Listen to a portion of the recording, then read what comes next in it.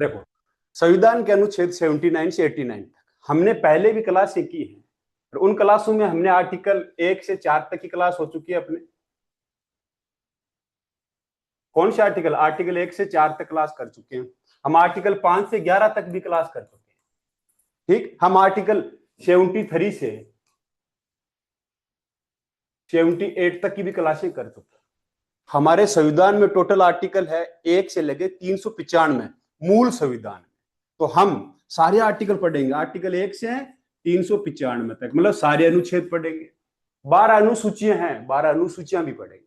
तो आज जो हमारी क्लास का पार्ट है वो है संविधान का अनुच्छेद 79 से 88 तक। सबसे पहले ये 79 अनुच्छेद क्या कहता है अपने संविधान का पार्ट में, कि उसमें लोकतंत्र में क्या होना था। 79 कहता है संविधान में, ये मैं नहीं कह रहा हूं, अपनी संविधान की बुक कह रही है। आप सबको पीडीएफ मिलेगी संविधान की बुक, लो पब्लिकेशन, उसमें देखना। 79 कहता है कि संसद का गठन करना है। अब ये संसद क्या है? पार्लियामेंट। इसमें 3 व्यक्तियों से मिलकर बनेगी। 79 आर्टिकल एक ही चीज कहता है कि संसद का गठन होगा, वो 3 पार्ट से होगा। किस किस से? राष्ट्रपति, राज्यसभा और लोकसभा। राज्यसभा को बोला जाता है अपर हाउस, लोकसभा को बोला जाता है लोअर हाउस। तो आपसे कोई पूछे कि संसद का मतलब क्या, तो संसद का मतलब है, आप तीनों का बता सकते हो कि राष्ट्रपति, लोकसभा और राज्यसभा। ठीक, अब फिर आता है कि ये प्रेसिडेंट्स को संसद का पार्ट क्यों माना जाता है। भाई आपने सुना होगा लोकसभा है, राज्यसभा, ये इनको तो हम संसद बोल सकते हैं, लेकिन राष्ट्रपति को भी संसद का पार्ट है। क्यों? क्योंकि बिना राष्ट्रपति के कोई भी बिल कानून नहीं बन सकता। दोनों हाउस कानून पास करेंगे तो क्या होगा? राष्ट्रपति साइन करेगा। संसद का सत्र कौन बुलाता है? राष्ट्रपति बुलाता है। संसद का सत्र समाप्त कौन करता है? राष्ट्रपति करता है। लोकसभा को भंग कौन करता है? राष्ट्रपति करता है। इन पावर की वजह से राष्ट्रपति क्या है? संसद का एक अभिन्न अंग है। आपसे पूछे क्यों है, आपको मेंस में एक क्वेश्चन पूछ ले कि संसद में राज्यसभा, लोकसभा और राष्ट्रपति क्यों संसद का पार्ट है, तो आप ये बता सकते हो। अब आता है आर्टिकल 80 नंबर अनुच्छेद कहता है कि राज्यसभा की संरचना। देखो ये आप देखोगे ना, ये मैंने नहीं लिखा है, ये अपने लो पब्लिकेशन, भारत का संविधान आता है ऐसा, है ना। तो भारत के संविधान, इस संविधान की आपको पीडीएफ टेलीग्राम पे मिलेगी। इस संविधान को आप खोलोगे तो इसमें आर्टिकल मिलेगा 80। इसमें लिखा है राज्यसभा की संरचना, कि राज्यसभा कैसी होगी, तो इसमें लिखा है। तो अब इसके हम प्रत्येक क्लोज को अलग अलग करके पढ़ेंगे।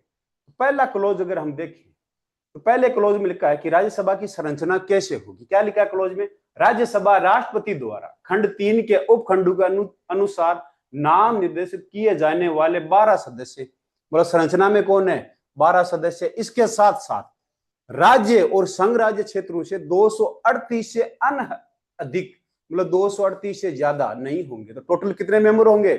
250 मेंबर की क्या बनेगी? राज्यसभा बनेगी। ये आर्टिकल किस में लिखा हुआ है? ये आर्टिकल 80 में लिखा हुआ है। अब कहा गया है कि 12 मेंबर क्या है? नॉमिनेटेड है, जिनको राष्ट्रपति क्या करेगा? मनोनीत करेगा। इनका चुनाव नहीं होगा। राष्ट्र ये 12 लोग 4 फील्ड से आना चाहिए: साहित्य, विज्ञान, कला और समाज सेवा। जैसे देखो पीटी उषा है, अब कहोगे पीटी उषा तो स्पोर्ट्स है, तो पीटी उषा के यहाँ पे स्पोर्ट्स की, खेल की कोई कैटेगरी नहीं है, लेकिन खेल को समाज सेवा में माना गया है। तो अब इनके क्षेत्र, 4 क्षेत्रों में क्या होना चाहिए? स्पेशल नॉलेज, जैसे सुधा मूर्ति है, साहित्य था, समाज सेवा में। तो 12 लोगों को मनोनीत कौन करेंगे? राष्ट्रपति करेंगे। अब कहते हैं कि अधिकतम कितने मेंबर होंगे? 238। टोटल अगर स्ट्रेंथ बताऊं तो मैं कितनी होगी? 12 प्लस 238 कितनी हो जाएगी? 250। अभी प्रेजेंट टाइम है 245। अब आप कहोगे 5 सीट खाली क्यों? संविधान में क्या लिखा है? अधिकतम, मतलब 250 से ज्यादा नहीं हो सकती, कम हो सकती है। तो अभी कितनी है? 245 सीटें हैं टोटल। कितनी? 245 सीट। अब आता है आर्टिकल 80 का क्लोज 2 कहता है कि सीट कैसे मिलेगी, सीटें कैसी होगी, कहां पे लिखी है संविधान में? तो संविधान में अपने 12 अनुसूची, कितनी अनुसूची है? 12 अनुसूची है। 12 अनुसूची में जो 4th अनुसूची है, या 4थी अनुसूची, या 4th शेड्यूल इंग्लिश में बोलते हैं, हिंदी में 4th अनुसूची बोलते हैं, उसमें राज्यसभा की सीटों के बारे में लिखा हुआ है।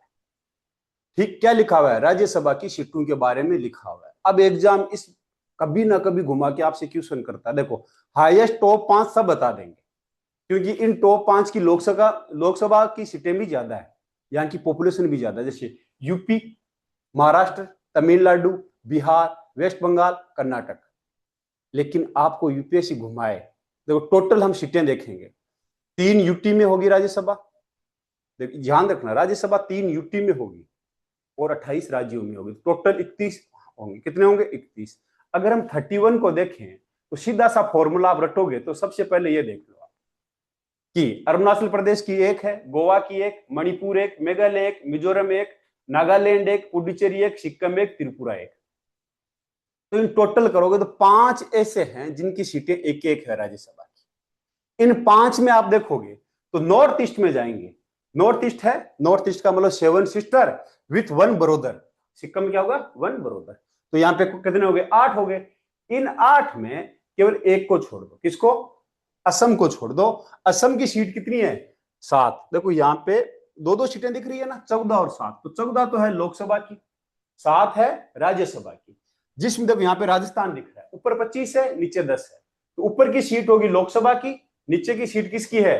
राज्यसभा की। आप कहीं भी देखोगे जहां पे क्रॉस लगा हुआ है वहां पे सीटें नहीं है, वो यूटी है जिनमें सीटें नहीं। 3 ही यूटी है मेरे यूनियन टेरिटरी, संघ राज्य क्षेत्र, जिनमें राज्यसभा की सीटें हैं। वो है पुडुचेरी, दिल्ली और जम्मू कश्मीर। जैसे देखो जम्मू कश्मीर में लोकसभा की 5 है, राज्यसभा की 4 है। तो सबसे पहले हम देखेंगे कि ऐसे स्टेट जिनकी एक एक ही है। तो नॉर्थ ईस्ट में केवल असम को छोड़ दो, असम की 7 है राज्यसभा की, लोकसभा की 14 है। बाकी इन सब की कितनी है? एक एक। ठीक, एक एक सीट है। इसके साथ साथ में आप गोवा में जाओगे, उसकी भी एक है। किसकी? गोवा की भी एक सीट है। इसके साथ साथ यूटी पुडुचेरी भी जाओगे, उसकी भी कितनी सीट है? एक सीट है। देखो त्रिपुरा, सिक्किम, पौंडीचेरी, नागालैंड, मिजोरम, मणिपुर, गोवा। तो अब आप देखोगे टोटल 9 ऐसे हैं जिनकी एक एक सीट है। अब आते हैं कि 3 सीट किनकी है। देखो उत्तराखंड, हिमाचल और दिल्ली पास पास में। ये देखो मैप में आप देखोगे दिल्ली है, ठीक है, उत्तराखंड और हिमाचल, इनकी भी सीटें कितनी है? 3-3 है। किसकी? राज्यसभा की। ऊपर किसकी है? लोकसभा की। तो लोकसभा में आप याद रखना जम्मू कश्मीर 5, हिमाचल 4, उत्तराखंड 5। तो ऐसी आपसे पूछे कि राज्यसभा की सीटें 3-3 वालों का कितना पेयर है? 3 का पेयर है। इसके साथ साथ में छत्तीसगढ़ और हरियाणा की 5 है राज्यसभा की सीट। अब देखो 7 वाले कितने हैं? 3। पंजाब, असम और तेलंगाना की 7 सीट है। अब देखो तेलंगाना की 7 है, लेकिन आंध्र प्रदेश की कितनी है? देखो तेलंगाना की 7 सीट है, आंध्र प्रदेश की 11 सीट है। ये कंफ्यूजन मत करना, ऊपर 25 लिखा है ये लोकसभा की सीट है, इधर 17 लिखा है ये लोकसभा की सीट है ना। ऊपर जो भी होगी जिस स्टेट में वो लोकसभा की होगी। तो 7 और 11 है। अब आपसे पूछे 7 कितने स्टेट की है? 3 की है। 2 स्टेट है राजस्थान और उड़ीसा, यहाँ की 10-10 सीट है। 3 स्टेट है आंध्र प्रदेश, गुजरात और मध्य प्रदेश, यहाँ की 11-11 सीट। कर्नाटक की कितनी है? 12 सीट। आपको क्रम याद रखना है, एग्जाम आपको दे दे, पूछ भी सकता है कि सबसे ज्यादा सीटें किन की है, कम किन की है। तो ये कहां लिखा है? ये 4थी अनुसूची में लिखा है। कहां पे लिखा है? 4th अनुसूची, 4th शेड्यूल में लिखा है, आर्टिकल 80 के तहत। किसकी? राज्यसभा की सीटें आपसे पूछे। अब आता है ऐसी जगह जहां पे राज्यसभा की सीटें है ही नहीं। लद्दाख, हमारी 8 यूनियन टेरिटरीज है ना, तो लद्दाख में नहीं है। लद्दाख में लोकसभा की एक सीट जरूर है, लेकिन राज्यसभा की नहीं है। अंडमान निकोबार, लक्षद्वीप, चंडीगढ़, दादरा नगर हवेली, दमन एंड दीव, यहाँ पे क्या है? यूटी नहीं है। अब क्यों नहीं है? सॉरी, इन यूटी में राज्यसभा की सीट नहीं है क्यों? राज्यसभा की सीटों का इलेक्शन कौन करते हैं? राज्य विधानसभा। तो राज्य विधानसभा संघ राज्य क्षेत्र के 3 में है। किन में? दिल्ली में है, पुडुचेरी में और जम्मू कश्मीर में। बाकी में 5 में नहीं है, तो वहां पे राज्यसभा की सीट भी नहीं है। अब आता है कि इनका इलेक्शन कैसे होगा। तो 80 का क्लोज 4 कहता है कि राज्यसभा में प्रत्येक राज्य के प्रतिनिधियों का निर्वाचन उस राज्यसभा की विधानसभा से जो निर्वाचित सदस्य हैं। कौन? निर्वाचित सदस्य हैं। अगर राजस्थान में 200 सदस्य हैं तो वो क्या करेंगे? वोट करेंगे। कौन सी पद्धति से करेंगे? आनुपातिक प्रतिनिधि पद्धति के अनुसार, एकल संक्रमणीय मत। अब ये मैं बोल के चला गया, आप रट लोगे, समझ नहीं पाओगे ये है क्या। तो पहली बात समझते हैं कि राज्यसभा के मेंबर का चुनाव जनता करती है? नहीं करती। क्या जनता चुनाव नहीं करती। उन्हें कौन चुनते हैं? राज्य विधानसभा के मेंबर, मतलब जो हमारे एमएलए हैं वो करते हैं। पद्धति क्या है? आनुपातिक प्रतिनिधित्व पद्धति। जैसे हम जाके वोट डालते हैं वो आनुपातिक वाला नहीं है, हमारा फर्स्ट वोट है, मतलब हमने डायरेक्ट एक वोट। यहाँ पे एक एमएलए को 3 या 4 वोट डालने की छूट होती है। हम जाके लोकसभा या एमएलए का चुनाव में एक वोट देते हैं, लेकिन राज्यसभा के मेंबर के चुनाव में एक एमएलए 4 वोट देता है। और 4 वोट कैसे? कि मेरी पहली पसंद, मेरी दूसरी, तीसरी, चौथी, अभी समझेंगे। देखो, सबसे पहले आनुपातिक पद्धति, प्रतिनिधि पद्धति। इसमें क्या है? Single ट्रांसएबल vote. ट्रांस पर मतलब एकल संक्रमणीय का मतलब क्या होता है? जो वोट होगा वो क्या होगा? ट्रांसफर हो जाएगा। अब मानो कि एक एग्जाम ले, माना कि राजस्थान की विधानसभा के 200, वैसे राजस्थान में है सीट विधानसभा की 200 है, लेकिन हम 100 का एक मानते हैं एग्जाम्पल। प्लीज अपना माइक बंद कर लो जो भी हो। देखो, गलत बात है, अपना माइक बंद कर लो भाई। आपका माइक खुला है जो भी है, देखो फिर मजबूरी में मुझे तुम्हें यहाँ से निकालना पड़ेगा, सारे डिस्टर्ब होते हैं, बीच में नहीं बोलना है अभी, ठीक। अब देखो, राजस्थान में हमने माना कि 200 एमएलए, माना, वैसे तो सॉरी, हमने माना 100 एमएलए, वैसे तो 200 है राजस्थान की विधानसभा में। अब इन 100 एमएलए है किसमें? विधानसभा में। राज्यसभा की सीट खाली हुई है राजस्थान की कितनी? 4। अब इन 4 सीट पे इलेक्शन होना है। अब पार्टी की संख्या देखें, मान लो वहां पे ए पार्टी है उसके 60 एमएलए हैं, बी पार्टी है उसके 25 एमएलए हैं, सी पार्टी है उसका 15 एमएलए। ये 100 लोग मिलके क्या करेंगे? 4 सीटों पे इलेक्शन करेंगे, में 4 आदमियों को इलेक्शन करेंगे। जनता तो वोट करेगी नहीं, वोट कौन करेगा? एमएलए करेगा। अब ये वोट करेंगे तो वोट होगा कैसे? ठीक। अब इन 3 पार्टियां थी, पार्टी ए, बी और सी।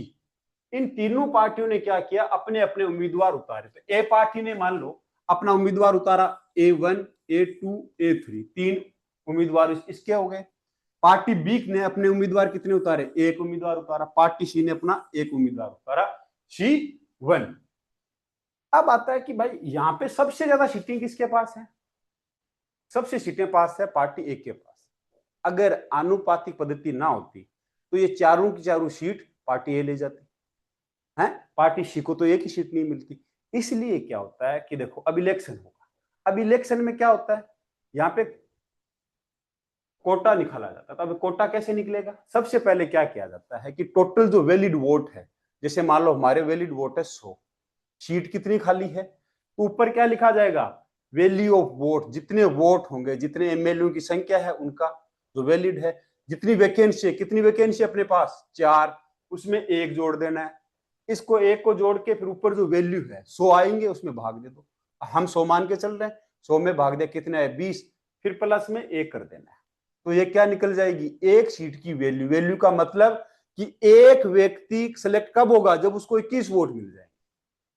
जैसे ही उसको 21 वोट मिल जाएंगे वो सेलेक्ट हो जाएगा। मान लो उसको 40 वोट मिले, तो बाकी के उसके वोट ट्रांसफर हो जाएंगे दूसरे कैंडिडेट, उसको 21 मिल जाएंगे, मतलब वोट वेस्ट नहीं जाएगा। तो देखो, तो कोटा बताया मैंने। अब कोटा निकल गया 21 का, कि भाई 21 जो व्यक्ति, 21 जिस कैंडिडेट को 21 वोट मिलेंगे वो जीत जाएगा। अब यहाँ जो एमएलए है उनको पसंद दी गई। जैसे हम वोट डालने जाते हैं, हम तो एक वोट डालते हैं, तो एमएलए जहां वोट डालता है वो 4 वोट डालता है कि मैं पहला, मेरी पसंद ये है, अगर ये जीत जाता है तो मेरी दूसरी पसंद ये है, तीसरी पसंद ये है, चौथी पसंद ये, कि मुझे वो 4 पसंद अपनी, क्यों? 4 ही सीट खाली है, वो 4 पसंद बताता है, 4 पसंद अपनी वो लिखता है। अगर वो 4 पसंद लिखता है तो मान लो एक एमएलए आया, पहला एमएलए आया, उसने बैलेट पेपर पे आके लिखा, क्या लिखा? कि मेरी पहली पसंद है ए कैंडिडेट, जो ए नंबर का है, ए पार्टी का ए कैंडिडेट। दूसरा भी उसने ए पार्टी का दूसरा मेंबर। तीसरी पसंद भी उसने ए पार्टी की तीसरी लिखी। दूसरा एमएलए आया कोई 100 में से, दूसरे नंबर पे, तीसरे पे, वो अपनी पसंद लिखेंगे ऐसे। तो ए ने लिखा, दूसरे मेंबर ने भी आया, उसने लिख दिया मेरी पहली पसंद है बी पार्टी का पहला, और दूसरी पसंद है सी पार्टी का। ठीक है, जिनके पास 15 सीट थी उनको अपनी पसंद रखा। अब इन पसंद से क्या होता है? प्रेफरेंस का मतलब है पसंद। अब इनकी रैंकिंग हुई, वोट आया, तो पहली पसंद में ये वोटिंग आई। भाई 5 बंदे खड़े थे, तो 5 में से ए बंदा था, उसको मिले 30 वोट। कितने मिले? 30 वोट। A2 को मिले 20, A3 को मिले 10, B1 को मिले 25, C को मिले 15। अगर आप टोटल देखोगे तो यहाँ पे दो बंदे क्वालिफाई हो गए, जीत गए। कौन कौन? ए और B1। लेकिन इनके पास वोट क्या है? एक्स्ट्रा। इनको तो 21 ही जीत के लिए चाहिए थे ना, जैसे ए को 21 ही चाहिए थे, 9 वोट एक्स्ट्रा है। अब ये 9 वोट क्या होंगे? ट्रांसफर हो जाएंगे। कि अब देखेंगे कि वो 9 कैंडिडेटों को छांटेंगे कि उन्होंने दूसरी पसंद किसकी है। तो दूसरी पसंद की क्या होगी? गिनती होगी। जैसी दूसरी पसंद की गिनती होगी तो अब जो सरप्लस ट्रांसफर है, कोटा है, उनको ट्रांसफर कर दिया जाएगा। तो क्या जीत जाएगा? A2 जीत जाएगा। A2 के पास आ गया 29। अब रहता है कि भाई ये नीचे वाले दो नहीं जीत पाए, C1 और A3। 10 किसके पास? जिसके पास मिनिमम वोट होगा उसको हटा दिया जाएगा, उसके वोट ट्रांसफर हो जाएंगे C1 को। तो यही प्रणाली चलती है। तो इसी को क्या कहते हैं? आनुपातिक प्रणाली।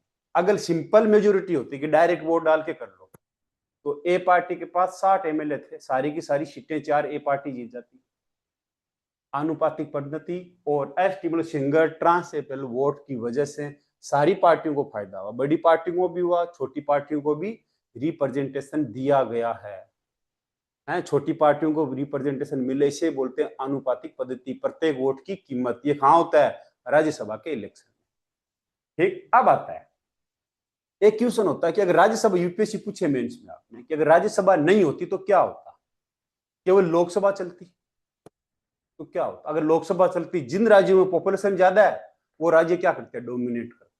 जैसे लोकसभा में सबसे ज्यादा सीट, जैसे अगर यूपी की 80 सीट है, बिहार की भी 40 सीट है, महाराष्ट्र की 48 सीट है, तो ये क्या करते हैं? डोमिनेट करते हैं। अब सिक्किम है, वहां पे एक सीट है, ये राज्य क्या करते हैं? सिक्किम, गोवा की 2 सीट है, इनकी पॉपुलेशन कम है, तो अब इन लोगों के मुद्दे दब जाते हैं। मतलब इनकी पॉपुलेशन कम, लोकसभा की सीट कम। प्रॉब्लम क्या? अगर सिर्फ लोकसभा होती तो बड़े राज्य अपने कानून आसानी से पास करा ले, तो उनके पास मेंबर ज्यादा है, छोटे राज्यों की समस्या दब जाती। इसीलिए हमारे संविधान में कौन सा सिस्टम है? इंडियन फेडरल कंट्री है, मतलब संघीय है। लेकिन एक चीज याद रखना, हमारी संरचना संघीय है, लेकिन संविधान में कहीं भी फेडरल नहीं लिखा है। संविधान में लिखा है आर्टिकल 1 में राज्यों का संघ, जबकि हमारी जो संरचना क्या है? फेडरल, संघीय कंट्री। संघीय का, फेडरल और संघीय का मतलब होता है कि शक्तियों का विभाजन। जैसे राज्यों के पास भी कुछ पावर, जैसे पुलिस किसके अधीन रहती है? राज्यों के पास। डिफेंस किसके अधीन है? सेना वगैरह, वो सेंटर के पास। मतलब जैसे अगर हेल्थ का विषय होगा वो राज्यों के पास है, एजुकेशन राज्यों के पास, कृषि राज्यों के पास है। तो अब आप पूछे सेंटर और राज्यों में डिवाइड, मतलब ये फेडरल कंट्री, मतलब संघीय से बोला जाता है, शक्तियों का विभाजन, है ना। तो भारत क्या है? यूनियन है ना। संविधान मेकर कभी नहीं चाहते थे कि राज्यों की आवाज ना हो या उनकी आवाज दबे, इसलिए वो चाहते कि राज्यों की एक आवाज हो है। जिन राज्यों की पॉपुलेशन कम है उन राज्यों की भी आवाज जाए, तो इसलिए क्या बनाया उन्होंने? काउंसिल ऑफ स्टेट, राज्यसभा बनाई। लोकसभा को क्या बोलते हैं? People's representation. क्यों? क्योंकि यहाँ जनता डायरेक्ट चुन के भेजती है लोकसभा में, जिन्हें हम बोलते हैं MP, मेंबर ऑफ पार्लियामेंट। अब आप कहोगे राज्यसभा वालों को क्या बोलते हैं? उनको भी MP बोलते हैं, मेंबर ऑफ पार्लियामेंट वो भी है। उनको कौन, उनका इलेक्शन कौन करते हैं? स्टेट रिप्रेजेंटेटिव होते हैं, वो राज्य की तरफ से होते हैं, जनता की तरफ से नहीं होते राज्यसभा के मेंबर हैं। तो उनका चुनाव वो करते। अब आता है कि अगर राज्यसभा नहीं होती तो जल्दबाजी वाले कानून रोकना मुश्किल। मतलब लोकसभा कोई भी पॉलिटिकल वेव आई, ऐसा बिल, मतलब ऐसी लहर चल रही है कि उस लहर में, भावनाओं में जाके कोई कानून बिल पास कर दे जनता के दबाव में आके, तो क्या हो जाएगी? गलत है ना। तो राज्यसभा क्या करते हैं? रिव्यू की तरह काम करके थोड़ा रुको। दूसरा चैम्बर क्या करता है? डिस्कशन करता है। आपके घर की ले लो कोई घटना कि एक व्यक्ति डिसीजन लेता है, 2 व्यक्ति क्या करता है, थोड़ी सी बातचीत हो, डिस्कशन हो, तो बेटर डिसीजन होगा। यही चीज राज्यसभा में है कि जल्दबाजी के कानून से बचा जाए। दूसरा, विशेषज्ञ लोग हैं उनको लेके आना। अगर विशेषज्ञ लोग डायरेक्ट लोकसभा का इलेक्शन लड़ेंगे वो जीत नहीं पाएंगे। मनमोहन सिंह कभी भी लोकसभा का चुनाव नहीं लड़े, वो राज्यसभा से थे और क्या बने? Prime minister. एस जयशंकर हमारे विदेश मंत्री है, राज्यसभा से। अगर राज्यसभा नहीं होती तो वो पहले चुनाव लड़ते, विशेषज्ञ भी है वो। ऐसे 12 जो लोग नॉमिनेट होते हैं, जैसे PT उषा वगैरह है, उनका भी योगदान होता है। तो विशेषज्ञ लोगों को लेके आना राज्यसभा में। प्रेसिडेंट 12 को नॉमिनेट करके भेजते हैं, जैसे सुधा मूर्ति, PT उषा वगैरह। अब आता है संविधान सभा में भी डिबेट हुई। कुछ लोगों ने कहा कि यह हाउस नहीं चाहिए, फिजूल खर्ची है, क्या मतलब है कि भाई पैसा बर्बाद होगा। लेकिन बाबा साहब ने कहा कि हमारा संघीय ढांचा बना रहे, इसके लिए जरूरी है द्विसदन, मतलब दूसरा सदन जरूरी है। तो क्या किया, 2 सदनों वाली व्यवस्था, तो बाइक कैमरल मतलब 2 सदनों की व्यवस्था की गई है। अब आपसे यूपीएससी क्वेश्चन पूछे, यहां पे ट्रैप कर सकते हैं यूपीएससी की। भारत की राज्यसभा यूएस के सेनेट की तरह इक्वल रिप्रेजेंटेशन नहीं देती, क्या ये सही है? राज्यसभा यूएस सेनेट जैसा इक्वल रिप्रेजेंटेशन नहीं देती, सही बात है। क्यों? यूएस में 50 राज्य हैं, अपने कितने 28 है।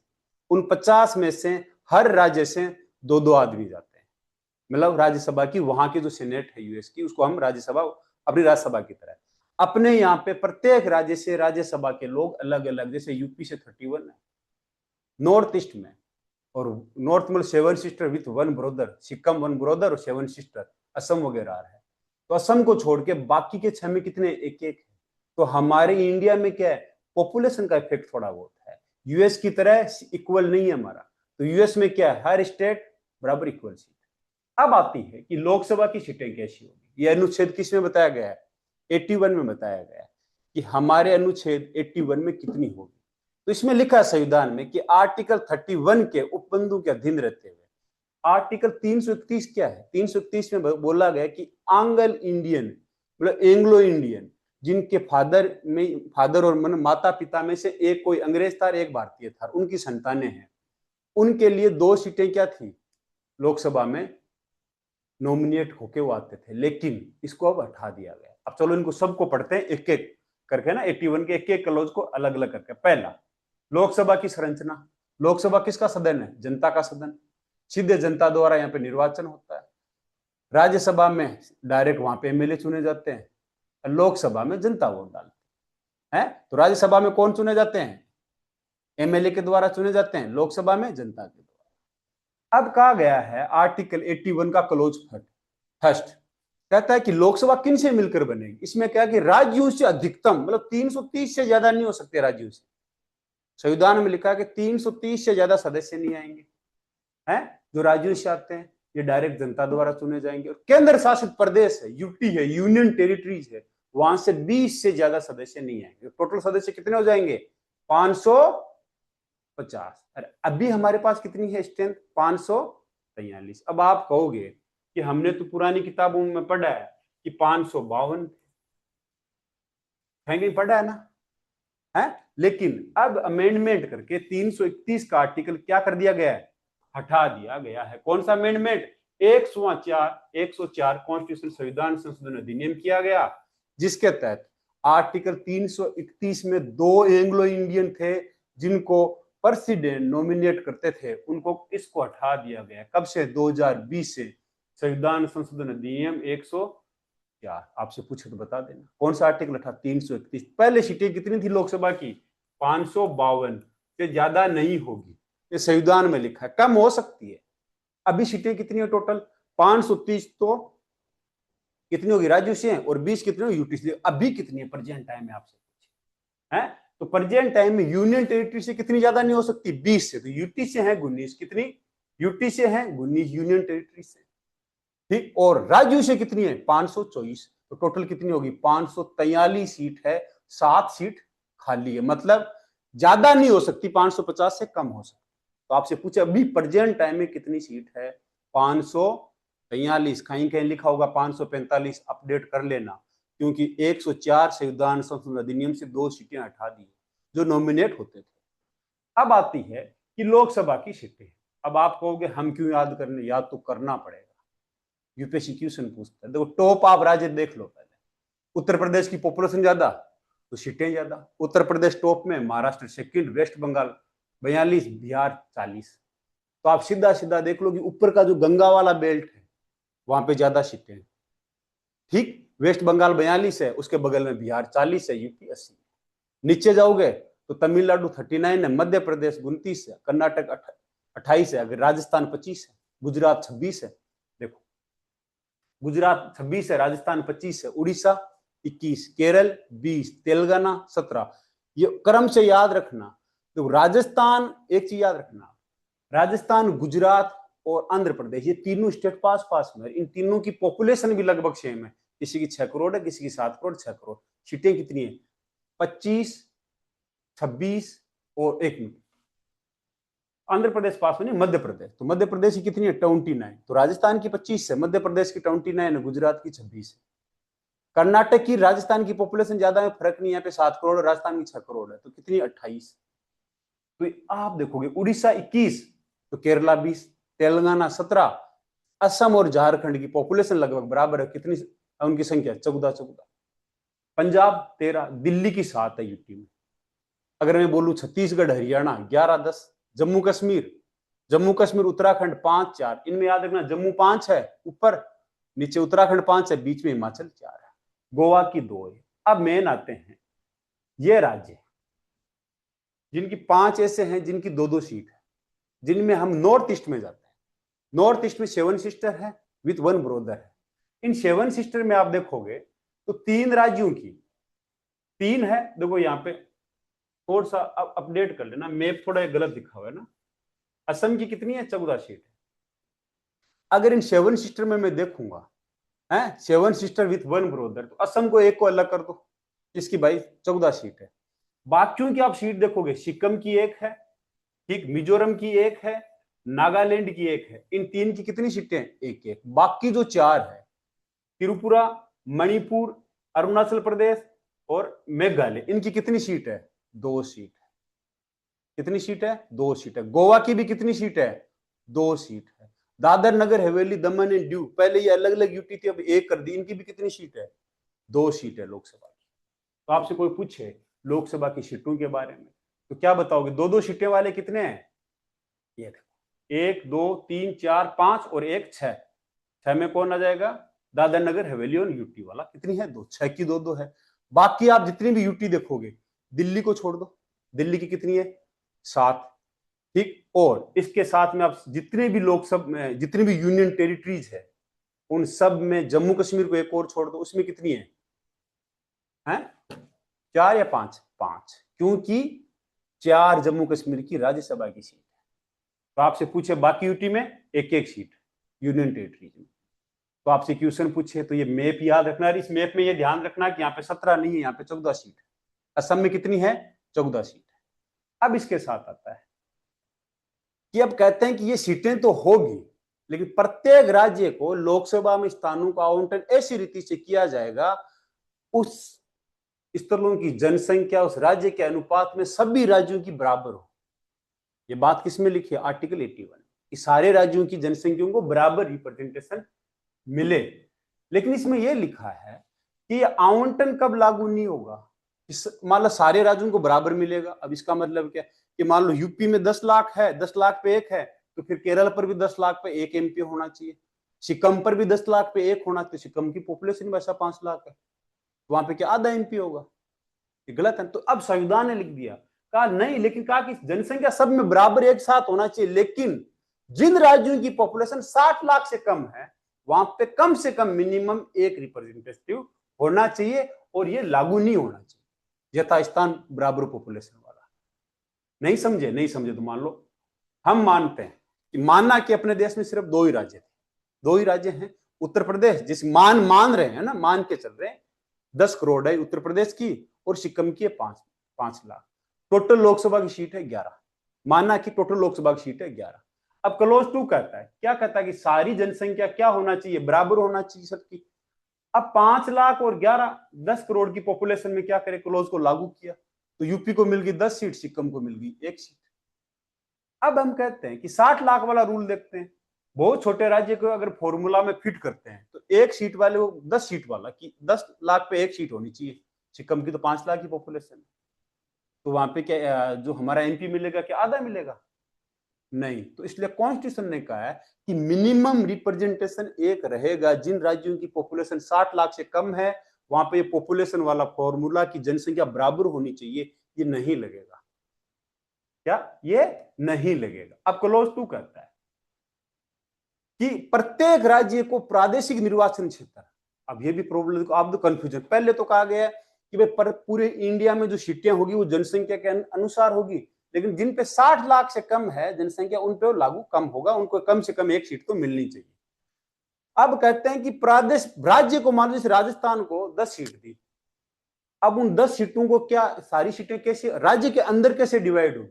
जैसे मान लो यूपी को 80 सीट है, मान के लो यूपी में तो 80 है ही, अब मान लो 80 सीट में से 60 सीट वेस्टर्न यूपी को दे दी और 20 सीट पूरी यूपी को दे, जो गलत है। अब नहीं समझे, देखो समझ, माना कि राजस्थान की पॉपुलेशन 8 करोड़, राजस्थान मान के चल रहे हैं वैसे 6 करोड़ है पॉपुलेशन, एग्जाम्पल थोड़ा आप इजी समझ, मान लो 8 करोड़ पॉपुलेशन, 8 करोड़ में राजस्थान को मिल गई 8 सीट, अब 1 करोड़ पे 1 सीट होनी चाहिए।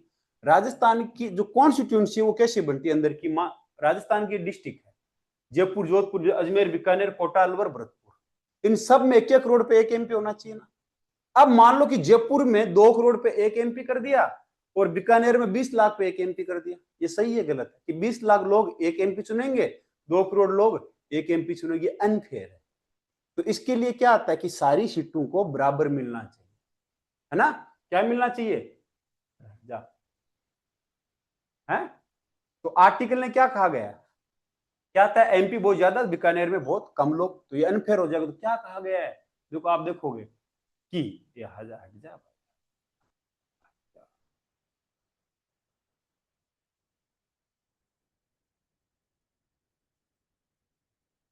ये देखो, प्रत्येक राज्य को प्रादेशिक निर्वाचन जो उसका एरिया डिवाइड होगा वो ऐसी रीति से होगा कि निर्वाचन की जनसंख्या स्थानों के अनुपात के अनुसार सारे एरिया में बराबर आए लगभग, ये बोला गया है। ठीक, अब आगे आते हैं कि संख्या, अब आता है कि जो ये जनसंख्या लिखी है, जनसंख्या कौन सी होगी, इसके लिए क्या इलेक्शन कमीशन अलग जनसंख्या लेंगे, कौन से डाटा लेंगे जनसंख्या के, कौन सी जनसंख्या की बात हो रही है, या नेशनल हेल्थ सर्वे होता है क्या वो जनसंख्या, या नीति आयोग कोई सर्वे कराएगा वो जनसंख्या? तो कहा गया है जनसंख्या का मतलब है कि जो राष्ट्रीय जनगणना होगी या सेंसस होता है उसकी जनगणना ली जाएगी। लेकिन इंदिरा गांधी ने क्या किया, इसमें बदलाव करके 42वां संविधान संशोधन में लिखा कि अभी तक जो जनगणना है वो 1971 की जनगणना के डाटा ही यूज किए जाएंगे। किसके? 1971 की जनगणना के डाटा ही यूज किए जाएंगे। ठीक, अब देखो, अब इसको पढ़ना, इसको एक एक क्लोज को पढ़ते हैं, कंफ्यूजन आपको भी हो रहा है, देखो एक एक क्लोज देखते हैं। सबसे पहले इसमें क्या, ये क्या बोलना चाह रहा है, क्या कह रहा है, पहले जनसंख्या का मतलब समझो। क्या बताया मैंने कि जनसंख्या का मतलब जो लेटेस्ट जनगणना होगी या लेटेस्ट सेंसस होगा उसी की जो ऑफिशियल रिपोर्ट होगी उसी के अनुसार जो लोकसभा की सीटें हैं वो आवंटित होनी चाहिए। ठीक, अब आता है कि ये जनगणना 2011 की जनगणना के अनुसार सीटें क्यों नहीं है, अभी भी संविधान में हमारी जनगणना 1971 की जनगणना के आधार पर क्यों है? अब मान लो कि उत्तर प्रदेश में पॉपुलेशन बहुत तेजी से बढ़ रही है, बिहार की पॉपुलेशन ग्रोथ है 10 सालों की 25%, केरल की है 5%, साउथ के अधिकतर राज्यों की 10% से नीचे की कम ग्रोथ है। जिन राज्यों की ग्रोथ कम है, जिन्होंने जनसंख्या को कंट्रोल किया है, फिर अगर वापिस 10 साल बाद में सीटें बदलेगी, जिनकी जनसंख्या ज्यादा उनको सीटें ज्यादा मिलेगी, जिनकी पॉपुलेशन कम है, जिन राज्यों ने पॉपुलेशन फैमिली प्लानिंग अच्छा किया उनकी सीटें कम, तो ये तो उनको अच्छा काम किया तो उनको क्या पनिशमेंट मिलनी चाहिए? नहीं मिलनी चाहिए पनिशमेंट, ये अनफेयर होगा नहीं होगा। इसीलिए इंदिरा गांधी ने 42वां संविधान संशोधन अधिनियम के तहत लिखा कि ये जो जनसंख्या है इसको फ्रीज किया जाता है 2001 तक। 2001 तक कोई जनगणना का आंकड़ा नहीं आता, तब तक जनगणना यूज की जाएगी 1971 1971 के सेंसस को, मतलब जनगणना को ही यूज किया जाएगा ताकि पॉपुलेशन कंट्रोल करने वाले राज्यों को फायदा हो। अब क्या हुआ, जैसे 2001 आ गया, 2001 आएगा तो फिर वापस लोगों ने कहा कि भाई अब सीटें बढ़ाओ लोकसभा की, तो अटल बिहारी वाजपेयी की सरकार संविधान संशोधन लेके आते हैं 84, कहा कि जब तक 2026 की जनगणना नहीं आ जाती, 2026 के बाद में जो पहला सेंसस आएगा उसकी पब्लिश रिपोर्ट होगी उसके आधार पे होगा। अब 2026 चल रही है, जनगणना शुरू होगी हमारी, अब लोकसभा की सीटें बढ़ेगी, 810 होती है, 850 होती है, वो जनगणना के आधार पे होगा। तो कब तक फ्रीज कर दिया? 2026 तक। पहले क्या था? 2001 तक 42वां संविधान संशोधन अधिनियम से। अब 84 कॉन्स्टिट्यूशन अमेंडमेंट अटल बिहारी वाजपेयी लेके आए 2001 में, क्या लेके आए कि 2026 तक फ्रीज कर दी लोकसभा की सीटें। अब एक कंफ्यूजन है कि जब 1971 सेंसस अलग क्यों है, वो आप मैं बता चुका हूं। अब एक कंफ्यूजन आता है कि फिर संविधान में 87वां संविधान संशोधन अधिनियम क्या है? अब देखो, पहले मैंने आपको बताया कि जनसंख्या के आधार पर सारों को सीटें मिलेगी। अब मान लो प्रत्येक राज्य को सीटें मिल गई, वो अपने राज्य में सीटों को डिवाइड कैसे करेंगे? उसके लिए लाया गया 87वें संविधान संशोधन अधिनियम में कहा गया कि राज्य के अंदर सीटों को, जिनका एरिया डिवाइड होगा, वो जनगणना 2001 के डाटा यूज करेंगे। 87वें संविधान संशोधन अधिनियम से कितने का डाटा यूज करेंगे? 2001 का डाटा यूज करेंगे। इस पर भी फ्रीज लगा दिया था 42वां संविधान संशोधन अधिनियम 1976 से इंदिरा गांधी। लेकिन 2001 में कहा गया कि भाई सीटें नहीं बढ़ेगी, वो 2026 के बाद में आएगा सेंसस, लेकिन जो राज्यों का है, एरिया है, उसकी सीटों पे क्या होगा? 2001 के डाटा के अनुसार उनका एरिया बदल सकते हैं। अब नहीं समझे, देखो समझ, राज्यों के अगर सीटें हैं ये नहीं बदलेगी, इनको 2026 तक क्या कर दिया गया? फ्रीज कर दिया गया 2026 के बाद में। लेकिन राज्यों के अंदर जो बाउंड्री होगी, सेटलमेंट है उसका, अब मानो कि राजस्थान में 25 सीट है, अब उनके अंदर कैसे करना है? अब देखो 2001 तक हम देखें, जयपुर की जनसंख्या बढ़ चुकी, बाउंड्री अपडेट नहीं करेंगे, वहां पे लोग ज्यादा आके रहने लगे, वोट ज्यादा देने मिला है, डिलिमिटेशन क्यों आएगा? मान लो 2001 तक शहर बदल गए सारे। अब पहले अगर जयपुर बढ़ गया और गांवों की पॉपुलेशन कम होगी, एक एमपी है जो अगर जयपुर का है, वहां पे 30 लाख पॉपुलेशन होगी, और जबकि दूसरा एमपी जो गांव, जिस एरिया के, उसके एरिया में गांव ज्यादा है, वहां पे 8 लाख की पॉपुलेशन। ये फेयर है या फिर अनफेयर है? अनफेयर होगा ना, गलत होगा ना ये। तो इस चीज को हटाने के लिए क्या आता है? 2001 की जनगणना यूज की जाएगी। कौन से संविधान संशोधन अधिनियम से? 87 संविधान संशोधन अधिनियम। आपसे कोई पूछे कौन सा 87वां संविधान संशोधन अधिनियम क्यों आया, तो बता देना क्यों आया? कि जनगण जो एरिया है सीटों का, उसके लिए, ना कि सीटों की संख्या के लिए नहीं है। सीटों की संख्या 84 संविधान संशोधन अधिनियम से 2026 तक फ्रीज कर दी गई कि यहां तक नहीं बढ़ा जाएगा। फ्रीज का मतलब जमा दिया, है ना। अब आता है 87 कॉन्स्टिट्यूशन अमेंडमेंट में बता चुका हूं कि सीटें नहीं बदली। कब आया? 2003 में। 84 भी 2003 का है, तो मतलब सीटें नहीं बदलेगी। अब आता है फाइनल, आप देखो 42 प्लस 84 किसके लिए? Total seat freeze. 84 भी 2001 का। अब आपसे पूछे 87 अमेंडमेंट मतलब बाउंड्रीज को क्या कर रहा है? सीज कर रहा है, ठीक है। सो 2001 की जनगणना होगी, 2003 में आए दोनों, 84 87। अब आपसे क्वेश्चन पूछे, इसका जवाब दो जल्दी से, एक सेकंड, 10 सेकंड लेंगे क्वेश्चनों में, ठीक है। इससे ज्यादा टाइम नहीं लेंगे वरना क्लास नहीं होगी। कि निम्न में से कौन सा कथन सही? राज्यसभा के सभी सदस्य सीधे चुने जाते हैं। राज्यसभा एक स्थायी सदन है, जनता द्वारा नहीं चुने जाते। ठीक। सभी सदस्य निर्वाचित होते हैं? नहीं, निर्वाचित नहीं होते। सारे निर्वाचित कहां होते? 12 क्या है?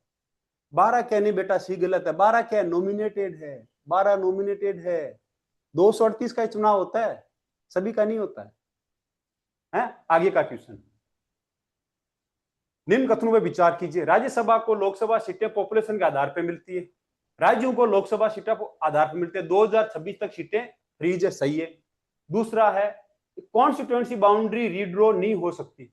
ये किसने कहा रीड्रॉ नहीं हो सकती? रीड्रॉ हो सकती है कॉन्स्टिट्यूएंसी बाउंड्री 2001 के सेंसेक्स के अनुसार। वो फ्रीज नहीं है, वो फ्रीज नहीं है। तो पहला सही है, दूसरा गलत है। तो इसमें क्या आएगा? सॉरी, इसमें 3 है। हाँ, राज्यसभा और लोकसभा की सीटें, राज्यों को लोकसभा की सीटें पॉपुलेशन के आधार पर मिलते हैं, सही है। 2026 तक सीटें फ्रीज है, ये 2 सही होंगे, 1 और 2। इसका आंसर होगा 1 स्टेटमेंट, 2 और 3। आगे क्वेश्चन, सिंगल ट्रांसफरेबल वोट कहां यूज होता है? लोकसभा में? नहीं, राज्यसभा, राष्ट्रपति के चुनाव। ठीक। किस सेंसस का उपयोग वर्तमान में राज्यों के बीच लोकसभा सीटें के अलॉटमेंट के लिए? 1971 का। राज्यसभा और राज्यों का प्रतिनिधित्व करती है।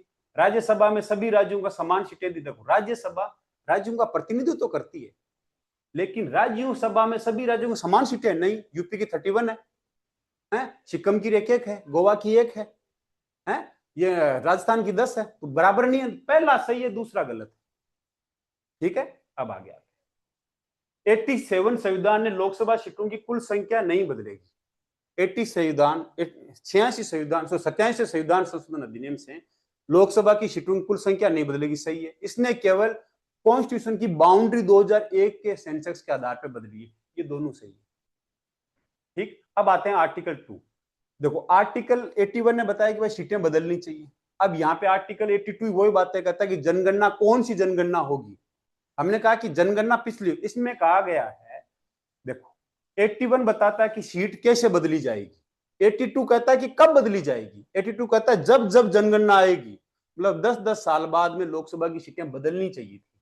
लेकिन इंदिरा गांधी ने 42वें संविधान संशोधन अधिनियम से 1971 की जनगणना को से लेके कहा कि भाई 2001 तक सीटें नहीं बदली जाएगी। फिर अटल बिहारी वाजपेयी 84 संविधान संशोधन अधिनियम लेके आते कहते हैं कि 26 तक सीटें फ्रीज होगी, नहीं बदली जाएगी। तो सीटें कब बदलनी चाहिए, 82 कहता है 10-10 साल बाद में सीटें का समायोजन होना चाहिए नई जनगणना के अनुसार। ठीक है, आप ये ध्यान रखना। अगर ये बाउंड्रीज वगैरह, राज्यों की बाउंड्रीज वगैरह भी बदलनी चाहिए। अब ये बाउंड्रीज कैसे बदलेगी, सीटें कौन बदलेगा, इसके लिए आता है डिलिमिटेशन कमीशन ऑफ इंडिया। ये संविधान में नहीं है, कॉन्स्टिट्यूशनल बॉडी नहीं है। Delimitation commission of India constitutional body नहीं है, लेकिन सांविधिक है, ये कानून से बनाई जाती है। कौन बनाता है, लोकसभा बनाती है। आपसे पूछे डिलिमिटेशन कमीशन आखिर क्या है, कौन बनाता है, कब बनती है। पहले प्रॉब्लम में आपको पहले बता चुका हूं। जैसे मान लो कि जयपुर की पॉपुलेशन बढ़ गई, गांवों की कम हो गई, तो वहां पे क्या होगा, जयपुर का एमपी 30 लाख लोग देख रहे हैं, गांव का एमपी 8 लाख लोगों को देख रहा है, ये अनफेयर है ना। तो बाउंड्री बदलनी चाहिए, तो डिलिमिटेशन कमीशन आना चाहिए। इंडिया में अभी तक 4 डिलिमिटेशन कमीशन आया। अब क्यों सुनाता है डिलिमिटेशन कमीशन, क्या कॉन्स्टिट्यूशन में है, क्या संविधान में है? संविधान में नहीं है बेटा। ठीक है, कहां पे है, कौन बनाता है, पार्लियामेंट कानून लाएगी, उस कानून से लोग के तहत क्या बनेगा, डिलिमिटेशन कमीशन बनेगा। प्रेसिडेंट उनको क्या करेगा, नोटिफिकेशन से उनको कॉन्स्टिट्यूट करेगा, उनको मनोनीत करे, सॉरी उनको चयन करेगा। अब इसमें होता कौन है, पहले जो पुराने 4 रहे हैं उनमें अधिकतर जो जज चेयरमैन रहे हैं रिटायर्ड सुप्रीम कोर्ट के जज, रिटायर्ड, और इलेक्शन कमीशन ऑफ इंडिया के कोई एक रिप्रेजेंटेटिव, और जिस राज्य की सीटें बदली जा रही है, जिनका एरिया बदला जा रहा है, वहां के स्टेट इलेक्शन कमिश्नर। क्यों बनाया गया, ताकि रूलिंग पार्टी अपनी मर्जी से बाउंड्री ना बदले। कि डिलिमिटेशन कमीशन में सरकार की तरफ से तो कोई नहीं है ना। अगर सरकार की तरफ से कोई होता डिलिमिटेशन कमीशन में, तो सरकार अपनी मर्जी से बाउंड्री बदल लेती, और इससे क्या होगा, गेरीमेंड्रिक होता। अब ये आप ये शब्द समझते हो गेरीमेंड्रिक क्या है। तो गेरीमेंड्रिक 1842 में एक आदमी ने सिद्धांत दिया था, जिसका नाम था गेरीमेंड्रिक वाला। क्या, मान लो जब रूलिंग पार्टी जानबूझ के इलेक्शन की सीटें ऐसे बदले, बाउंड्री ऐसे बदले कि उसे इलेक्शन में फायदा हो। मान लो गांव में सरपंच को दे दे कि भाई तुम अपना वार्ड बना लो, तो वार्डों को वैसे बनाएगा कि उसको ही फायदा हो। जो सपोज देखो ये 4 अपन देखते हैं, एक राज्य है, ठीक, इस राज्य को हम देखें, ठीक है, मान लो एक जगह सीटों को देखते हैं, ये एक जगह ऐसी सीट कि यहाँ पे आप देखोगे ब्लू वाले लोग कितने हैं, 60% लोग, और रेड वाले कितने हैं, 40% लोग। कितने, 40% लोग। तो यहाँ पे आप देखोगे कि ये अगर डिवाइड ऐसे किया गया, लंबा ऐसे बाउंड्री बनाई गई है, ठीक है, तो इसमें आप देखोगे 2 सीट कौन जीत रहा है, रेड वाले, 3 सीट कौन जीत रहा है, ब्लू वाले। तो देखो ब्लू 60% है, कितना परसेंट है ब्लू, 60%। तो क्या हो गया, ये फेयर हुआ ना, कि भाई ठीक है भाई 60% जिनका समर्थन है, जो एरिया बना रखा है, वो सीटें जीत रहे हैं। अब मान लो कि सीटों की चोरी कैसे होती है, अब मान लो ऐसे डिवाइड कर दे, ओरिजेंटल, जानबूझ के इन 5 डिस्ट्रिक्ट को ऐसे बनाए कि बली हुई 5 सीट जीत जाए, जबकि जब 40% सीट रेड को भी 40% वोट रेड का भी है, रेड को नहीं मिला, तो रेड हार जाएगी। देखो यहाँ पे 1 2 3 4 5 6 ये 4 है, तो बहुमत किसको मिला, ब्लू वाले को। यहाँ पर ही ब्लू, यहाँ पर ही ब्लू, यहाँ पर ब्लू, यहाँ पर ब्लू। अब मान लो रेड का 60% वोट है, सॉरी ब्लू का 60% वोट है, रेड का कितना, 4। अब यहां पे देखो रेड 40% वोट में 3 सीट जीत गई, और ब्लू 60% होते भी 2 सीट जीत पाई। इसमें क्या किया कि इसको टेढ़ा मेढ़ा बना दिया अपनी, किसको, लोकसभा कॉन्स्टिट्यूएंसी को टेढ़ी मेढ़ी करके ऐसे बना दी। तो गेरीमेंडरिंग ये होता। अब देखो आपको इनका नीचे देखो मैंने लिखा है पूरा, देखो यहां टोटल लोग कितने हैं, मतलब 60%, मान लो 50% लोग हैं, 50 लोग हैं ब्लू वाले, और इनको अगर डायरेक्ट देखें 60-30 लोग और 50 लोग, तो ये फेयर है कि भाई इसके अंदर वोटिंग आई तो पहला फेयर हो जाएगा कि 50 लोग आए, ब्लू में 60-30 लोग, रेड में 40-20 लोग, 5 सीटें थी, 3 सीट मिल गई रेड को, सॉरी 3 सीट ब्लू को और 2 सीट मिल गई रेड को। तो ये फेयर माना जाए कि भाई वोट शेयर के अनुसार भी यही है। लेकिन आप देखोगे, ये देखो दूसरा हम देखते हैं, ये वाला कम्फेक्ट बट अनफेयर। कम्फेक्ट का मतलब लोगों को एक जगह भर देना, अपने लोगों को। जैसे इसके अंदर भरा गया है, 1 2 3 4, रेड को 4 रखा और अपनी कितनी रखी ब्लू ने, अपनी 6 सीट हर जगह से किया। अगर इस तरह होता तो 2 सीट रेड जीतती, 3 ब्लू, यहाँ पे रेड 0 जीतती। इसे क्या बोलते हैं? कम्फेक्ट बट अनफेयर। सीधी बाउंड्री बनाई लेकिन ऐसा डिवाइड कर दिया कि ब्लू थोड़ा ज्यादा हो, रेड हर जगह कम हो, रेड 0 जीतेगी। या फिर ये मान लो नाइदर कम्फेक्ट नॉर फेयर, मतलब सीटें इस तरह बनाई कि रेड ब्लू के पास 60% वोट है, रेड के पास 40% ही वोट है, फिर भी रेड 3 सीट जीत गई और ब्लू कम जीत की, 60% वोटिंग था उसके पास। इससे क्या? सीटों को टेढ़ी मेढ़ी करके बनाना। इसे क्या बोलते हैं? क्रैकिंग।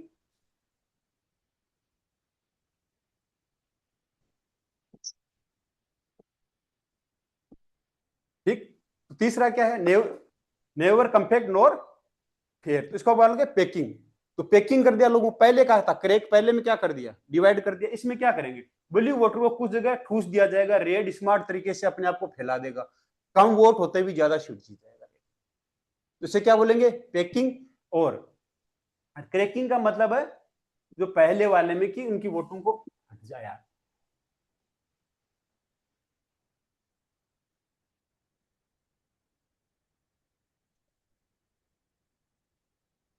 ठीक है। अब देखो, आपसे कोई पूछे कि कॉमन तरीके क्या? 2 तरीके। क्रैकिंग मतलब लोगों को अलग अलग सीटों में फैला दो अपने लोगों को। पैकिंग मतलब जो एक जगह समर्थन उनको एक जगह कर दो, टेढ़ी मेढ़ी बाउंड्रियां बना दो। तो ये क्या होता है? गेरीमेंडरिंग होता है। अगर लोकसभा की सीटों को राजनेताओं पे छोड़ दे, वो गेरीमेंडरिंग करेंगे, जबकि डिलिमिटेशन कमीशन ये नहीं होने देगा। इसलिए आपसे पूछे डिलिमिटेशन कमीशन कौन सा बॉडी है? नहीं है। भारत में 4 डिलिमिटेशन कमीशन बना है, पहला 52 में, तीसरा 1963 में, चौथा 1973 में। लेकिन यहीं पर देखो 10-10 साल के अंतराल मिल रहे जनगणना के आधार पर, आर्टिकल 82। लेकिन इंदिरा गांधी ने क्या किया? इंदिरा गांधी 42वां संविधान संशोधन अधिनियम लेके आई कि भाई 2001 तक फ्रीज करते हैं हम सीटें। फिर अटल बिहारी वाजपेयी 84 संविधान संशोधन अधिनियम 2003 में लाए कि अब हम सीटें 2026 तक फ्रीज करते हैं। ठीक है। तो आपसे क्या पूछे? बता सकते हो ना? ये मक्खी माँ निकल जाओ यार यहाँ से। ठीक है। अब आते हैं आर्टिकल। लगाइएगा इसलिए छोड़ दे। प्लीज अपना माइक ऑफ रखो, जो भी हो, रश्मिका राज जी, रसिका जो भी है, प्लीज वेस्ट। ठीक है। संसद के सदनों की अवधि। अब देखो संविधान में आर्टिकल किसमें लिखा है? हट जाना यार।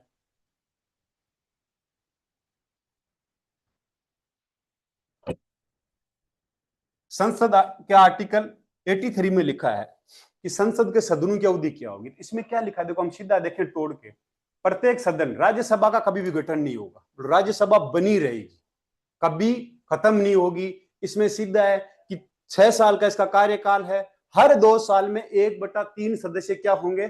चले जाएंगे। अभी कितने? 245 है, तो 2-2 साल में कितने जाएंगे? 81 के आसपास सदस्य क्या होंगे? रिटायर होते रहेंगे। तो ये क्या होगा? हर 2 साल में 1/3 सदस्य। ये कभी भी एक साथ खत्म नहीं होगी, डिसोल्व नहीं होगी। राज्यसभा पूरी तरह खत्म नहीं, परमानेंट हाउस है। लोकसभा क्या है? लोकसभा कि मैक्सिमम 5 साल है। ये 5 साल पहले भी खत्म हो सकती है और 5 साल पहली बैठक से जोड़ा जाएगा। मतलब अगर मेजोरिटी खो दे सरकार या पीएम ने सलाह दे दी या कोई राजनीतिक संकट आ गया तो प्रेसिडेंट लोकसभा का विघटन कर सकता है।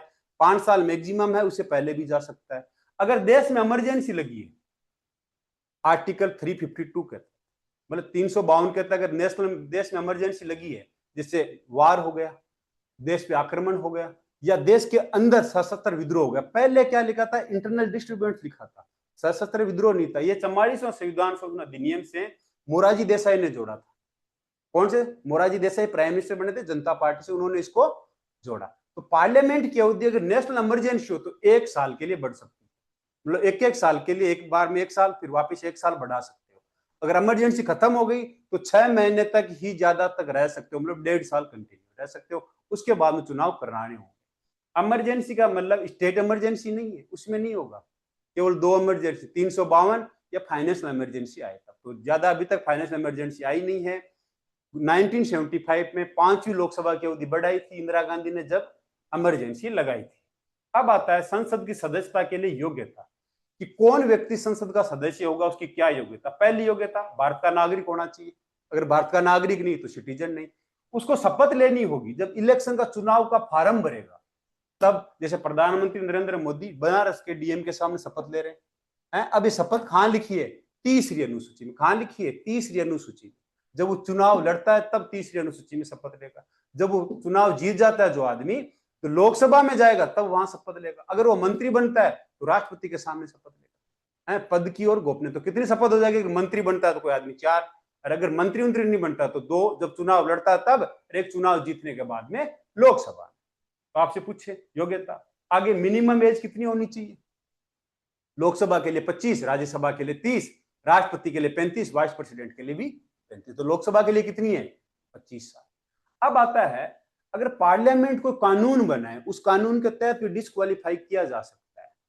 और ये आज हम नेक्स्ट क्लास में कभी टाइम मिला ये पढ़ेंगे, representation of the people act 1951 पूरा पढ़ेंगे, कि यूपीएससी ने साफ साफ अपने शब्दों में लिख रखा है representation of the people's act 1951 syllabus. ठीक है। अब आता है संसद के सत्र का 17वां सन। सत्र बुलाना, 17वां सन होगा, विघटन होगा। मतलब सत्र बुलाना कौन करेगा?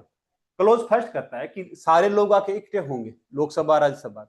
ये कौन बुलाएगा? प्रेसिडेंट दोनों सदनों को बुलाता है। ये कहां बुलाएगा, कब बुलाएगा, ये राष्ट्रपति पर है। ठीक, लेकिन लिखा है कि साल में 2 बार मिलना जरूरी है।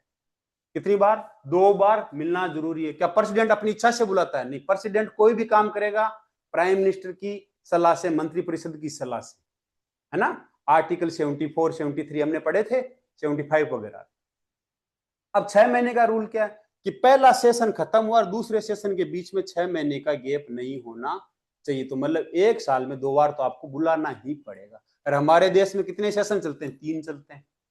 कौन कौन से? ये क्या budget session, monsoon session, winter session क्या संविधान में लिखा है? नहीं लिखा। उसमें लिखा है कि 6 महीने में 2 सेशन के बीच में 6 महीने का गैप नहीं होना। लेकिन हमारे 3 चलते हैं। बजट सेशन आप देखोगे जनवरी अप्रैल में आता है। मानसून जब मानसून का मौसम होता रहता है जुलाई अगस्त में आता है। विंटर सेशन जब सर्दियां होती है, शीतकालीन सत्र बोलते हैं, नवंबर दिसंबर में आता है। अब राष्ट्रपति समय समय पे यही आर्टिकल क्या कर रहा है, समय समय पे दोनों सदनों का 17वां सन, मतलब सत्र खत्म भी करो। उसने बुलाया राष्ट्रपति ने तो सत्र खत्म भी कर देगा। कौन बुलाएंगे? राष्ट्रपति बुलाएंगे। तो राष्ट्रपति क्या कर सकते हैं? सत्र को खत्म भी कर सकते हैं। जब सत्र को खत्म करते हैं उसे कहते हैं सत्र अवशासन, मतलब प्रोरोगेशन, मतलब प्रेसिडेंट पूरे सेशन को खत्म कर सकता है। लेकिन सेशन समाप्त होगा, लेकिन क्या सदन खत्म हो जाएगा? नहीं, कि बजट सेशन बुलाया था, बजट सेशन खत्म कर दिया, सत्र का अवशासन हो गया। राज्यसभा भी रहती है, लोकसभा भी रहती है। तो 17वें सेशन का मतलब केवल सेशन खत्म होगा कि बजट सेशन आया, मानसून आया, ये खत्म होगी, लोकसभा खत्म नहीं होगी। राष्ट्रपति 85 कहता है लोकसभा खत्म कर सकता है, विघटन कर सकता है?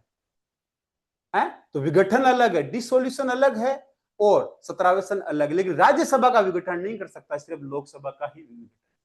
एक शब्द आता है एडजोर्नमेंट। एडजोर्नमेंट कौन करता है? ये एडजोर्नमेंट लोकसभा का स्पीकर, राज्यसभा का चेयरमैन। जब सेशन चल रहा है तब कह देते हैं भाई 5 घंटे का, 5 दिन का एडजोर्नमेंट है, मतलब 5 दिन कार्रवाई नहीं चलेगी। तो एडजोर्नमेंट कौन करता है? स्पीकर। जबकि विघटन और 17वां सन कौन करता है? डिसोल्यूशन और प्रोग्रेशन कौन करेगा? राष्ट्रपति। सत्र को कौन बुलाएगा? राष्ट्रपति। अब आता है सदनों में अभिभाषण और उनको संदेश भेजने का राष्ट्रपति का अधिकार। मतलब राष्ट्रपति पार्लियामेंट का पार्ट है, सीधी सी बात है, संसद का पार्ट है। पार्लियामेंट लॉ बना तो राष्ट्रपति साइन करेगा तभी लॉ बनेगा। प्रेसिडेंट पार्लियामेंट का पार्ट है, ये मैंने आपको बताया आर्टिकल 79 से। तो कॉन्स्टिट्यूशन मेकर चाह रहे हैं कि प्रेसिडेंट और पार्लियामेंट में कॉम्बिनेशन हो, फॉर्मल एक चैनल भी हो। तो आर्टिकल 86 कहता है जब राष्ट्रपति को लगे, कभी भी, जब सेशन चल रहा है या नहीं चल, कभी भी लगे, तो वो दोनों सदनों को एक साथ बुला के, या लोकसभा में अलग से, राज्यसभा में अलग अलग भी, या ज्वाइंट सिटिंग होती है तो उसको आर्टिकल 108 के साथ दोनों सदन एक साथ बैठेंगे, या अलग अलग कहीं भी अपने आप को जाके एड्रेस कर सकते हैं। मतलब वो बोल सकते हैं कि देखो, प्रेसिडेंट एड्रेस कर सकता है लोकसभा, केवल लोकसभा में जा सकते हैं, राज्यसभा में जा सकते हैं एमपी की उपस्थित, या ज्वाइंट सेशन 108 सारे एमपीओ के बोल देंगे आपकी प्रेजेंट कंपलसरी, तो सबको आना पड़ेगा। इसका मतलब कोई भी महत्वपूर्ण इश्यू हो गया, नेशनल इश्यू हो गया है, तो प्रेसिडेंट डायरेक्ट पार्लियामेंट में जाके स्पीच देंगे। देखो ऐसे दे रहे हैं, युद्ध की सिचुएशन हो, कोई अर्जेंट नेशनल इश्यू हो, उसके ऊपर। अब प्रेसिडेंट को लगता है कि कोई बिल है जो पास नहीं हो रहा, टाइम लग रहा है, उस पर मैसेज दे सकते हैं दोनों सदनों को कि ये बिल है, पेंडिंग है, इस पे आप क्या करो, जल्द से जल्द कार्रवाई करो, जल्द से जल्द बिल पे बात करो, जल्दी विचार करो। अब ये नहीं बिल पर ही भेजे, कोई भी कॉन्स्टिट्यूशनल मैटर उस पर मैसेज भेज सकते। अब वापस एक आर्टिकल और आ गया 87, राष्ट्रपति का विशेष अभिभाषण। अब देखो इसमें क्या है कि 86 कहता है राष्ट्रपति कभी भी नेशनल इश्यू पर जाके बोल सकते हैं, दोनों सदनों को एक साथ भी, दोनों को अलग अलग भी, राज्यसभा में अलग बोल दिया है, लोकसभा में बोल दिया, कहीं भी बोल सकते हैं। लेकिन अभिभाषण में क्या है, विशेष स्पेशल, इसमें लिखा है कि दोनों सिटिंग एक साथ होगी, दोनों को अलग अलग नहीं, ज्वाइंट सिटिंग होगी है। अब ये क्यों लेके आए, विशेष अभिभाषण कब होगा, क्यों लेके आए? देखो 86 में जब राष्ट्रपति चाहे तब बोल सकते हैं, लेकिन 87 में उन्हें बोलना ही पड़ेगा, मैंडेटरी है कि जैसे ही जिस साल का पहला सेशन होगा उसमें बोलना है, लोकसभा का इलेक्शन होने के बाद में पहली बैठक होगी उसमें बोलना है, कंपलसरी है। और दोनों की ज्वाइंट सेटिंग होगी, मतलब लोकसभा राज्यसभा एक साथ बैठेंगे। जबकि 86 में साथ में भी है, अलग अलग भी बोल सकते हैं, उनकी चार कभी भी बोल सकते हैं। इसमें क्या कंपलसरी है, पहला सेशन होगा साल का उसमें, और लोकसभा के इलेक्शन में पहली गवर्नमेंट जब बैठती है तब। मान लो नई सरकार बनी, लोकसभा ने नई एमपी आए, अब नए एमपी को कैसे पता चलेगा कि सरकार की क्या प्रायोरिटी है, सरकार कौन सा बिल लाएगी, सरकार का क्या एजेंडा है, इन चीजों पे राष्ट्रपति बोलेंगे। तो साधारण निर्वाचन के बाद में प्रत्येक सत्र क्या प्रारंभ से प्रत्येक वर्ष के सत्र जो आएगा, तो राष्ट्रपति जाके बताएगा कि हम सदन को क्यों बुला रहे हैं, यहाँ पे कौन से बिल आएंगे, सरकार क्या करेगी। जैसे मान लो गांव का कोई प्रधान बना, पहली पंचायत बैठक में क्या बोलता है, मैं सड़क बनाऊंगा, पानी की समस्या हल करूंगा, स्कूल बनाऊंगा। वैसी सरकार अपने एजेंडे रखती है, और उन एजेंडों पे क्या होता है, अब ये एजेंडा क्या होता है, हर साल के पहले सेशन पर, हर वर्ष जो पहला सेशन होगा उसके शुरुआत में प्रेसिडेंट को बोलना होगा। जैसे हमारा देखें पहला सेशन साल का बजट सेशन होता है, अब वो बताएंगे कि हम लोग क्यों इकट्ठे हुए, राष्ट्रपति बताएंगे कि सरकार संसद क्यों बुला रही है, क्या उनका एजेंडा है, क्या उनकी पॉलिसीज है। जब प्रेसिडेंट की स्पीच हो जाती है तो उस स्पीच के बाद में सारे मेंबर ऑफ पार्लियामेंट क्या करेंगे, डिस्कशन करेंगे। क्या करेंगे, डिस्कशन करेंगे। उसके बोलते हैं मोशन ऑफ थैंक्स। क्या बोलते हैं, मोशन ऑफ थैंक्स। इस मोशन ऑफ थैंक्स पे क्या होता है, वोटिंग होगी। अगर वोटिंग होती है मोशन ऑफ थैंक्स में सरकार हार जाती है, ये प्रेसिडेंट के मोशन ऑफ थैंक्स में सही नहीं हो, तो क्या होगा, सरकार गिर जाएगी। सरकार नहीं गिरेगी, लेकिन सरकार को बेइज्जती फील होगी, एम्बेरसमेंट फील होगा, गवर्नमेंट का एजेंडा क्या हो जाएगा, रिजेक्ट हो जाएगा। तो मोशन ऑफ थैंक्स का मतलब राज्यसभा और लोकसभा अपने अपने एमपी बोलेंगे, प्रेसिडेंट के अभिभाषण के लिए धन्यवाद देंगे, बात करेंगे कि क्या क्या चीजें हैं। अगर वोटिंग से गिर गया, मेजोरिटी नहीं मिली, तो मोशन फाल हो जाएगा, मोशन ऑफ थैंक्स गिर जाएगा। अब सरकार का एजेंडा इसे क्या बोलते हैं, रिजेक्ट मानते हैं, लेकिन पीएम नहीं, ऐसे नहीं कि सरकार गिर जाए, मोशन ऑफ थैंक्स से सरकार नहीं गिरेगी। अब क्वेश्चन आता है, प्रेसिडेंट का स्पेशल एड्रेस मैंडेटरी है, हाँ, हर सेशन की शुरुआत, पहला। दूसरा, हर वर्ष के प्रथम सेशन में, ठीक, लोकसभा के सामान्य चुनाव के प्रथम सेशन में, तो ये तीनों सही है। प्रेसिडेंट का स्पेशल मतलब आर्टिकल 87, 86 वाले में होता तो जो हर सेशन की शुरुआत में, ये गलत है, मतलब एक मिनट, तीन है ना, 1 2 3, स्पेशल 87 वाला है कि हर सेशन की, मतलब बजट सेशन, मानसून सत्र और शीतकालीन सेशन नहीं, हर सेशन की शुरुआत में, साल के प्रथम सेशन में, तो ये सही होगा, देखो ऐसे घुमाएगा ऐसे। दूसरा, लोकसभा के सामान्य चुनाव के प्रथम सेशन में, प्रथम सेशन, कौन से सही होंगे, 2 और 3, आर्टिकल सी। अब देखो निम्नलिखित कथनों पे विचार कीजिए, इसमें भी 3 है, ठीक। प्रेसिडेंट ऑफ इंडिया सदन के, संसद के, प्रेसिडेंट ऑफ इंडिया, देखो 1 2 3, प्रेसिडेंट ऑफ इंडिया संसद के किसी एक सदन में अभिभाषण कर सकता है, ठीक, विशेष नहीं है, ये क्या अभिभाषण है 86 के तहत। राष्ट्रपति केवल संयुक्त बैठक में अभिभाषण कर सकता है, केवल, केवल लिखा है, गलत है, केवल 86 में क्या लिखा, दोनों में कर सकता है ना, अलग अलग भी कर सकता है। राष्ट्रपति संसद के किसी सदन को संदेश भेज सकता है, हाँ सही। तो कौन कौन से सही होंगे, किसी एक सदन में अभिभाषण कर सकता है, तो 1 और 3, 1 और 3 किसमें है, बी में, हाँ बी सही है, ठीक। अब आगे आर्टिकल 86 कहता है कि जैसे जयशंकर है, विदेश मंत्री है, ये राज्यसभा के कहते हैं कि राज्यसभा का मेंबर क्या लोकसभा में जाके बोल सकता है? जैसे नॉर्मल लोकसभा का मेंबर राज्यसभा में जाके नहीं बोल सकता, राज्यसभा का मेंबर है लोकसभा में आके नहीं बोल सकता, मतलब वहां बैठ। लेकिन कोई मंत्री है, चाहे वो लोकसभा से हो चाहे राज्यसभा, वो दोनों सदनों में जा सकता है। कौन कौन पार्लियामेंट में बोल सकते हैं? हर मंत्री दोनों में जाके बोल सकते हैं, लोकसभा राज्यसभा ज्वाइंट सिटिंग में बोल सकते हैं। अटॉर्नी जनरल ऑफ इंडिया ये भी दोनों में जाके बोल सकते हैं। लेकिन मान लो एस जयशंकर राज्यसभा से हैं, लोकसभा में जाके बोले, लेकिन लोकसभा में वोट नहीं कर सकते। वोट वही करेंगे जहां से वो चुन के आए। अगर राज्यसभा तो राज्यसभा, लोकसभा तो लोकसभा। लोकसभा का मेंबर कैबिनेट मिनिस्टर है तो बोल देगा राज्यसभा में। लेकिन अटॉर्नी जनरल ना तो वो लोकसभा का मेंबर है, फिर भी दोनों सदनों में बोल सकते हैं। भारत के महान्यायवादी, कोई भी पार्लियामेंट की कमेटी है उसमें भी बैठ के बोल सकते हैं, लेकिन वोट नहीं दे सकते। क्या नहीं दे सकते? वोट नहीं दे सकते। तो भारत के महान्यायवादी दिख रहे हैं, तो भारत के महान्यायवादी कौन से आर्टिकल से हैं? आर्टिकल 76 से। अभी कौन है? आर वेंकटरमणि। और इनके लिए योग्यता क्या होनी चाहिए? आर्टिकल 124, पिछली क्लास करा चुका हूं। आर्टिकल 124 में कि सुप्रीम कोर्ट के जज की जो योग्यता होती है वो होनी चाहिए। क्या इनका अटॉर्नी जनरल का, भारत के महान्यायवादी का टाइम पीरियड फिक्स है? नहीं, राष्ट्रपति तय करते हैं। इनकी सैलरी फिक्स है? नहीं, राष्ट्रपति तय करते हैं। ठीक है, अब आपसे ये पूछे तो आपसे आर्टिकल पे सारे के सारे क्वेश्चन आप कर सकते हो। इसी के साथ यही का सेशन खत्म होता है। कल अपन आगे करेंगे कि लोकसभा के स्पीकर और इनकी कार्रवाई पे बात करेंगे। अब किसी को कोई क्वेश्चन हो, कुछ पूछना हो तो पूछ सकते